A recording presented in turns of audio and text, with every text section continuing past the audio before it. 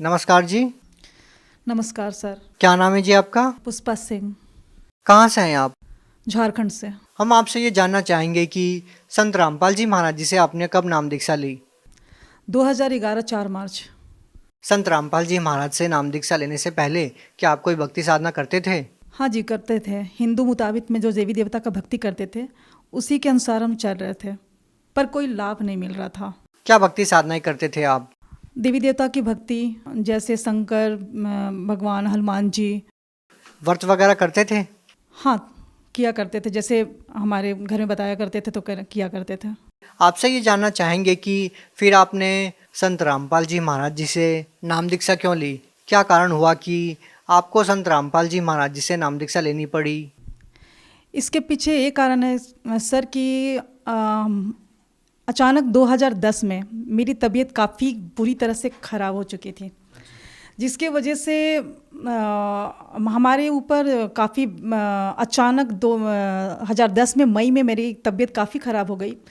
रात 12 बज रहे थे, अचानक मेरा हालत एकदम बिगड़ गया। जीभ काफ़ी लंबे लंबे निकलने लगे और बाल ऑटोमेटिक खुल जाया करता था और आँख घूमने लगते थे। तो मेरे हस्बैंड सोचे कि क्या हो गया अचानक, इसका माइंड क्या हो गया।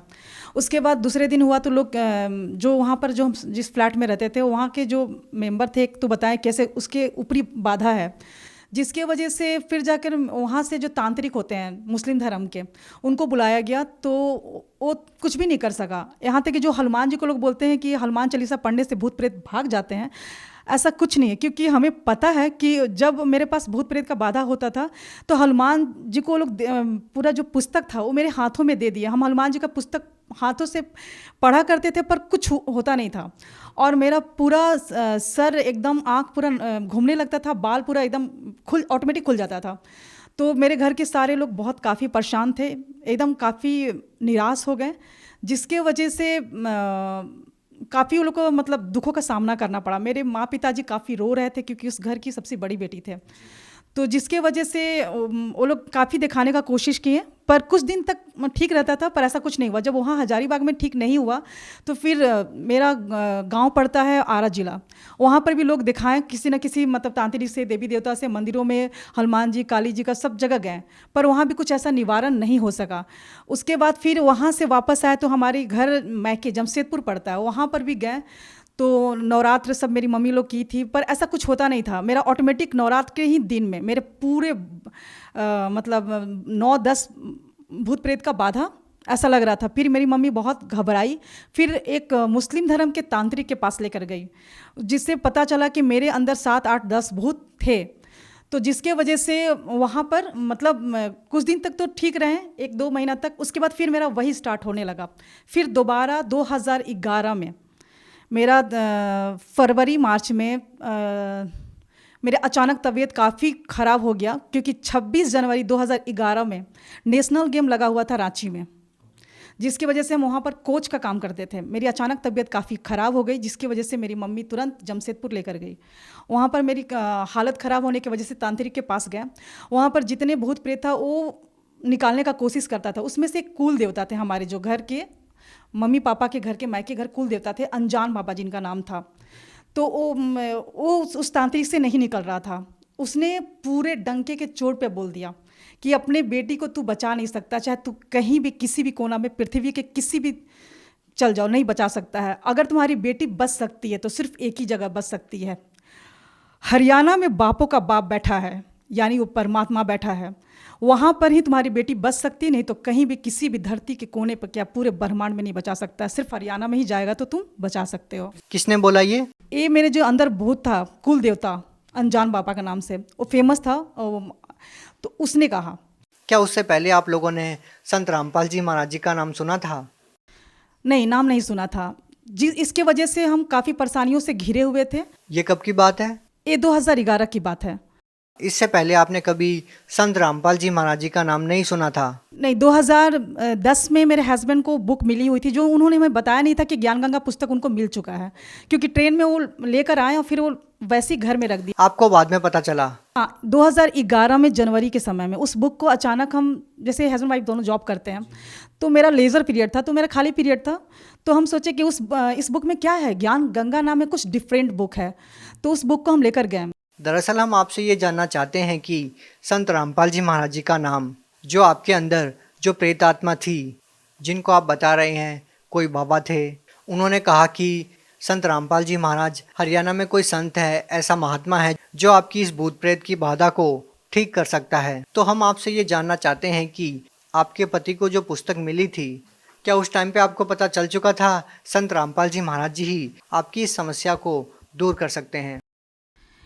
ये पुस्तक 2010 में अगस्त में मिला ट्रेन में, जो मैं पढ़ नहीं सकी थी, उसको ठीक जनवरी में मैंने 2011 में पढ़ा। उस पुस्तक को पढ़ने के बाद बहुत सारा चमत्कार पड़े हुए थे। मैंने कभी नहीं सुना था संत रामपाल जी महाराज जी के बारे में, तो सिर्फ मैंने इतना सोचा कि परमात्मा भगवान का जो उसमें लाभ कैसे होता है, किस तरह होता है, भगवान कैसे सुख देता है, उस ज्ञान गंगा पुस्तक के पढ़ने के बाद ही पता चला। पहले तो ऐसा था कि भक्ति करते थे पर लाभ कुछ होता नहीं था। नहीं, ऐसा भी तो हो सकता है कि आपने पुस्तक पढ़ी और माइंड में आपको ये बातें घूमने लगी कि उसके बाद ही आपके अंदर जो प्रेत है उसने कहा हो कि संत रामपाल जी महाराज जी के पास चले जाओ, या उससे पहले आपने कभी नाम ही नहीं सुना था? नाम तो सुना नहीं था, बाकी उसके बाद वो खुद प्रेत बाधा उसने खुद कह दिया कि आपकी बेटी बच ही नहीं सकती है। उसके बाद आपने संत रामपाल जी महाराज जी के बारे में जानना शुरू किया था। तो फिर जाके फिर हमारे घर के फैमिली काफ़ी दुखी थे, जिसकी वजह से उन्होंने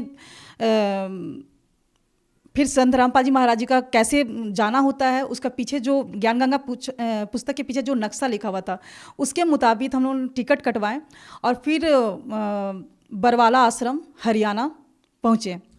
अच्छा, जो बातें जहाँ से शुरू होती है वही अब मुकाम पे है कि जैसे ही जो आपके अंदर जो भूत प्रेत की बाधा थी, उन्होंने कहा कि संत रामपाल जी महाराज जी ही ठीक कर सकते हैं, पूरी पृथ्वी पर केवल एक ही जगह है। क्या वो बात सही साबित हुई? जो आपके अंदर भूत प्रेत जो बोल रहा था कि केवल वहीं पर ये बाधा ठीक हो सकती है, तो क्या संत रामपाल जी महाराज जी से नाम दीक्षा लेने के बाद ही आप ठीक हुए? जब हम सब तरह से थक चुके थे, मंदिर, मस्जिद, गुरुद्वारा सब जगह जा चुके थे, जब इंसान का तबीयत खराब होता है ना, तो उसके माँ पिताजी काफ़ी दुखी होते हैं। तब उन समय वो हिंदू, मुस्लिम, सिख, ईसाई नहीं देखते हैं, वो सभी धर्म में जाना स्टार्ट कर देते ताकि उसका बच्चा ठीक हो सके। उस समय वहाँ पर मानसिकता ख़त्म हो जाता है, जाति पाति क्या होता है।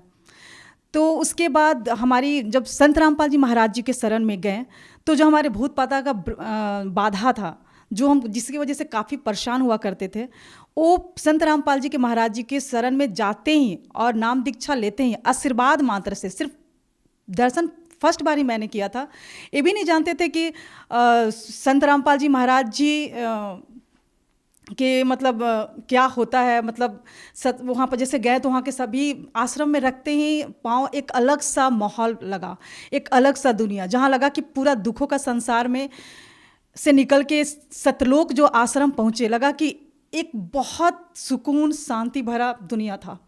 जो हमें प्यार उस दुनिया में नहीं मिल सका, वो सतलोक आश्रम में मिला, अपनापन। और संत रामपाल जी महाराज जी के पास जाते हैं हमारा तुरंत जो हमारे भूत प्रेत का जो बाधा था, वो संत रामपाल जी महाराज जी के दया से एकदम बिल्कुल पूरी तरह से ठीक है। और जो छोटी मोटी हमारी जो बीमारियां थी, बहुत सारी बीमारियां थी छोटी मोटी, वो तो परमात्मा ने उसी समय हमारे जो उनके मंत्र जो देते हैं संत रामपाल जी महाराज जी, उसमें इतनी पावर है, इतनी शक्ति है। उस मंत्र को करते करते में जो हमारी छोटी मोटी जो भी बीमारियां थी या जो भी थी, माइग्रेन थे, उस सारे परमात्मा के उस मंत्र के करने से ही हो गए समाप्त। तो आपकी जो इतनी बड़ी समस्या थी वो संत रामपाल जी महाराज जी से नाम दीक्षा लेने के बाद ठीक हो गई। इसके अलावा संत रामपाल जी महाराज जी से नाम दीक्षा लेने के बाद आपको कोई लाभ मिला हो?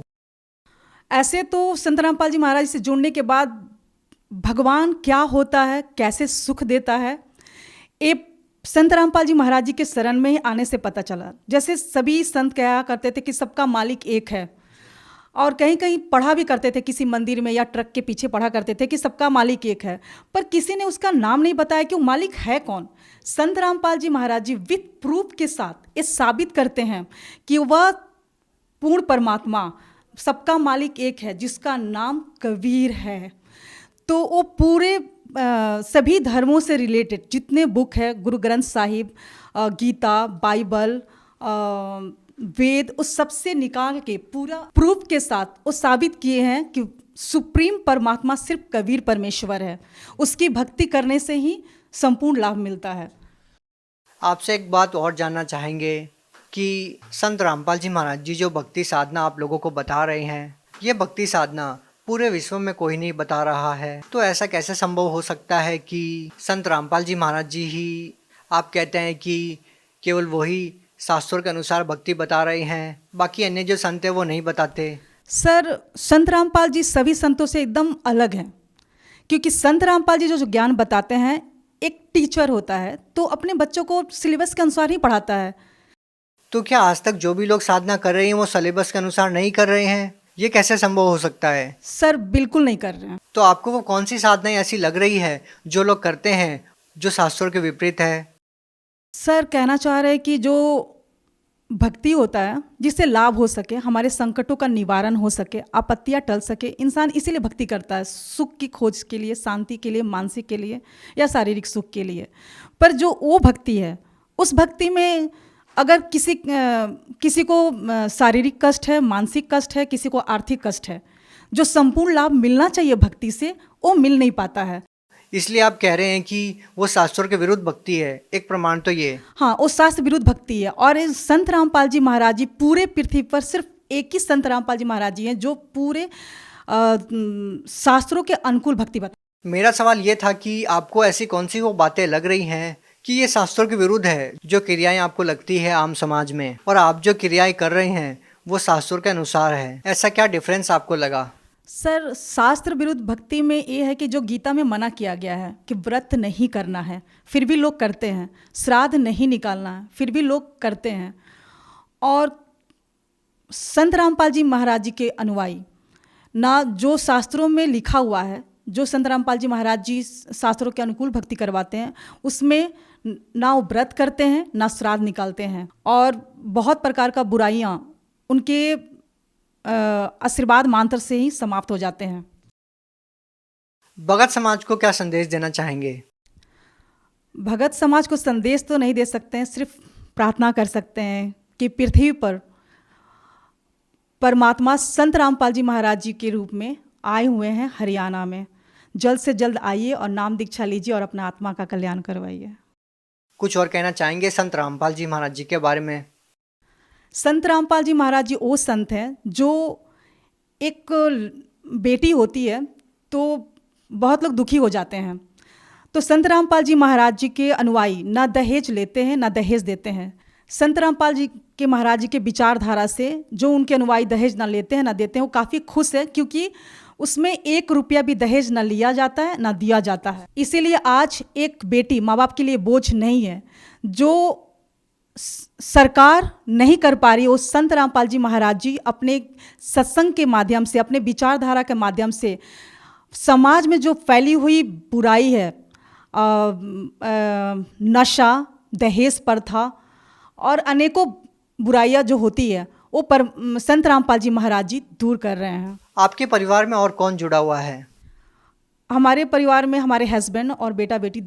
क्या कोई आपके परिवार में ऐसा सदस्य है जो पहले नशा करता हो और संत रामपाल जी महाराज जी से नाम दीक्षा लेने के बाद वो नशा नहीं करता?